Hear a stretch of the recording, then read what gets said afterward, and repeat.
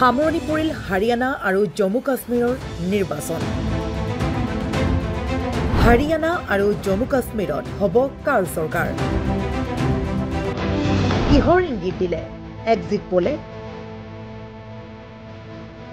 শান্তিপূৰ্ণভাৱে সামৰণি পৰিল হাৰিয়ানা আৰু জম্মু কাশ্মীৰৰ বিধানসভা নিৰ্বাচনৰ ভোটগ্ৰহণ। দুয়োখন ৰাজ্যতে 90খনকৈ আসনত অনুষ্ঠিত হৈছে ভোটগ্ৰহণ। চৰকাৰ গঠন কৰিবলৈ দুয়োখন ৰাজ্যৰ মেজিক নম্বৰ হ'ব 46। আনহাতে নিৰ্বাচন অন্ত পৰাৰ লগে লগে কেইবাটাও সংস্থাই দিয়া এক্সিট পোলত হাৰিয়ানাত কংগ্ৰেছৰ চৰকাৰ গঠনৰ পথ প্ৰশস্ত হোৱাৰ দাবী কৰাৰ বিপৰীতে ভিন্ন সংস্থাৰ এক্সিট পোলত জম্মু কাশ্মীৰত ওলোমা চৰকাৰ গঠনৰ ভৱিষ্যতবাণী কৰিছে। হাৰিয়ানা বিধানসভা নিৰ্বাচনত কেইবাটাও সংস্থাই দাবী কৰিছে যে একক সংখ্যাগৰিষ্ঠতা লাভ কৰিব কংগ্ৰেছে। আনহাতে আন এক সমীক্ষা অনুসৰি হাৰিয়ানাত কংগ্ৰেছে 55ৰ পৰা 62খন আসন লাভ কৰাৰ বিপৰীতে বিজেপিয়ে 18ৰ পৰা 24খন আসনহে লাভ কৰিব। আনহাতে জননায়ক জনতা পাৰ্টীক 0ৰ পৰা 3খন আসন দিয়াৰ লগতে নিৰ্দলীয় 3ৰ পৰা 6খন আসন লাভ কৰাৰ দাবী কৰিছে সংস্থাটোৱে। पार्टी की सरकार आएगी 8 तारीख को आएगी, ये पूर्ण बहुमत के साथ हमें पूरा विश्वास है। हरियाणा के लोगों ने जो पिछले 10 वर्षों में कार्यों को देखा है, हर वर्ग के लिए काम हुए हैं। हरियाणा को क्षेत्रवाद से मुक्ति दिलाई है, हरियाणा को परिवारवाद से मुक्ति दिलाई है, हरियाणा से जो भेदभाव होता था उससे मुक्ति दिलाने का काम हमारी सरकार ने 10 वर्षों में किया है। हमें पूर्ण विश्वास है कि हमने जो हरियाणा को एक नई गति विकास की देने का काम किया है। 8 अक्टूबर को भारतीय जनता पार्टी तीसरी बार बहुत बड़े मैंडेट के साथ आ रही है। সংস্থাৰ সমীক্ষাত কংগ্ৰেছে 57খন আসন লাভ কৰাৰ বিপৰীতে বিজেপিয়ে 27খন আসন পোৱাৰ দাবী কৰিছে। ইফালে পোল অফ পোলছৰ সমীক্ষাত কংগ্ৰেছক দিছে 58খন আসন, বিজেপিয়ে 24খন আসন লাভ কৰাৰ বিপৰীতে জননায়ক জনতা পাৰ্টী আৰু নিৰ্দলীয় 2খনকৈ আসন লাভ কৰাৰ দাবী কৰিছে। ইফালে এক্সিট পোলত জম্মু কাশ্মীৰত চৰকাৰ গঠনক লৈ ভিন্ন সংস্থাৰ ভিন্ন মত প্ৰকাশ।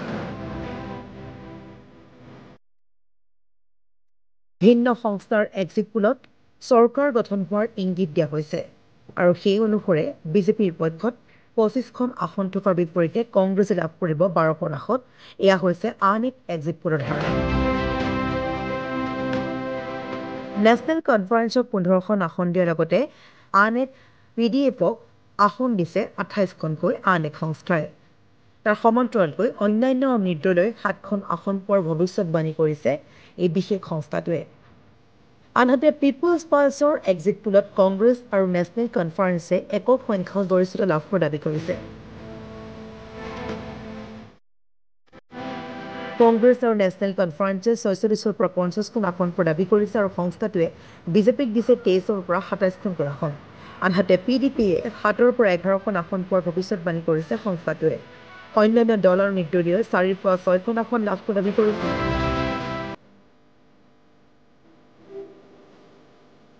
আৰু উল্লেখনীয় যে শনিবাৰে জম্মু কাশ্মীৰত 90খন আসনৰ বাবে হৈছিল বিধানসভা নিৰ্বাচন।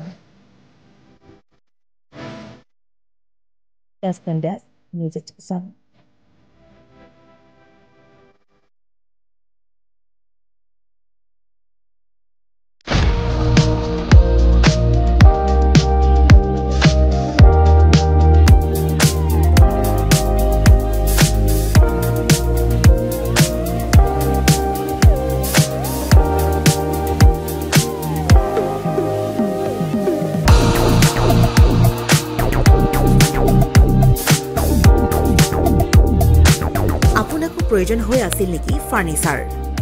যিকোনো ধৰণৰ ফাৰ্নিচাৰেৰে ভৰপূৰ মোহিনী ফাৰ্নিচাৰ্ছ এণ্ড হোম ডেকাৰ, য'ত আছে ইনষ্টলমেণ্টৰ সুবিধা, লগতে পাব আকৰ্ষণীয় অফাৰ।